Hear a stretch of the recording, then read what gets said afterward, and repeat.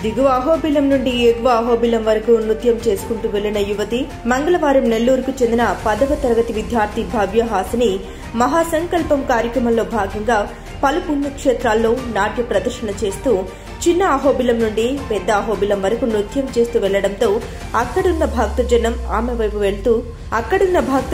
ఆమె వైపు చూస్తూ ఆశ్చర్యపోయారు. ఇటీవల అరుణాచలంలో 14 కిలోమీటర్లు గిరి ప్రదక్షిణ చేసినట్లు తెలిపారు.